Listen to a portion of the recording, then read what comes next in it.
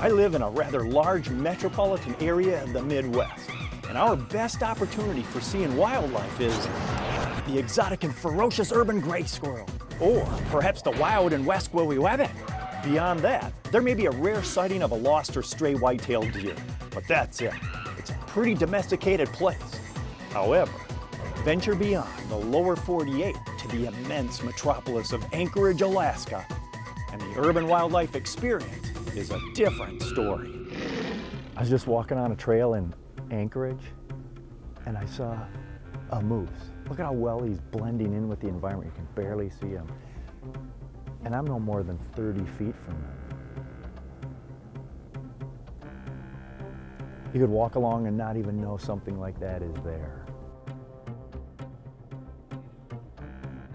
He blends in so well with his environment, he's not moving, and he looks like he could just be stumps and logs in there. I'm gonna get a closer look and see what happens.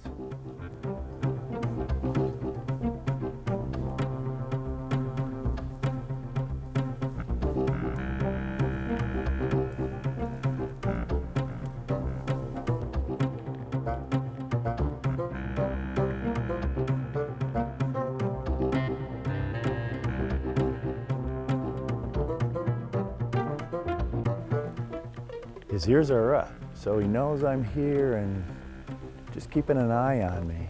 I always want to have a thrilling experience, so I'm willing to take a risk and get close. But maintaining the balance and boundaries of Mother Nature is important. So after I had enough of a thrill, I backed away and left the moose to its privacy, though others wanted that same thrill.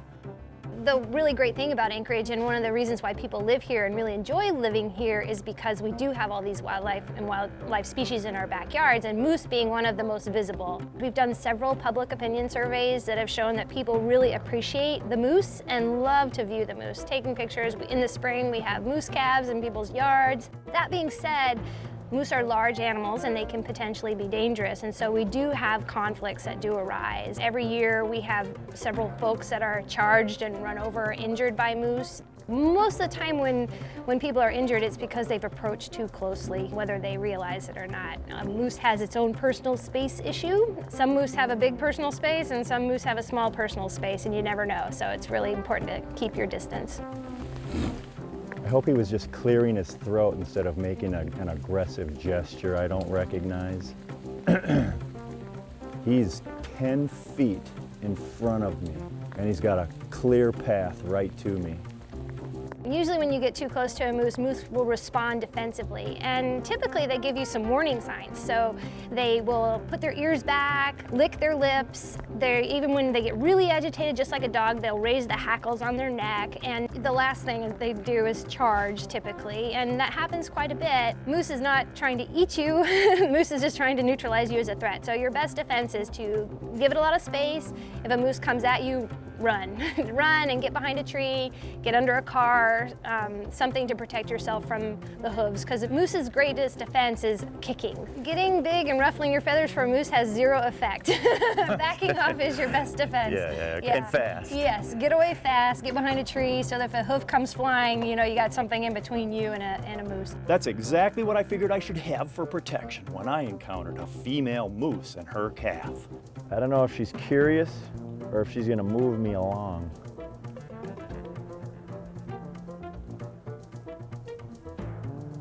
But she's heading my way.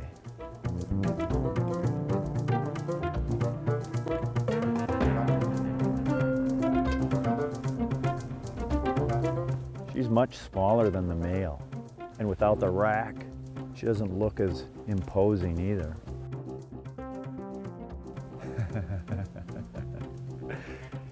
She's looking right at me. What you doing, boy?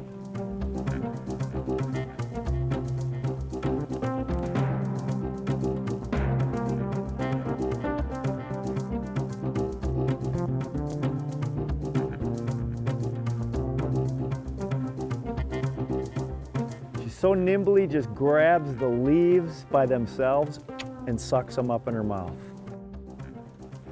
They're so well groomed too. They're clean, and they almost seem dry. They don't have like muck and stuff from burrs getting caught on them. Mother seemed pretty comfortable parading her calf around the park, and it was an incredible experience for me seeing a creature of such scale and rarity conducting her everyday family business rather than seeing her in a confined domestic environment.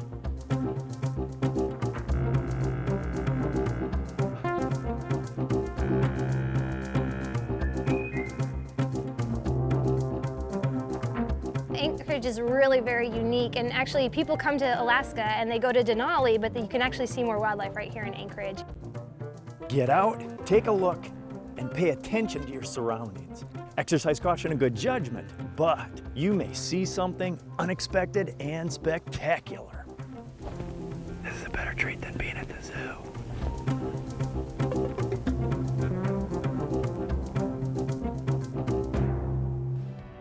Life to the Max is brought to you by Life Touch, photography for a lifetime.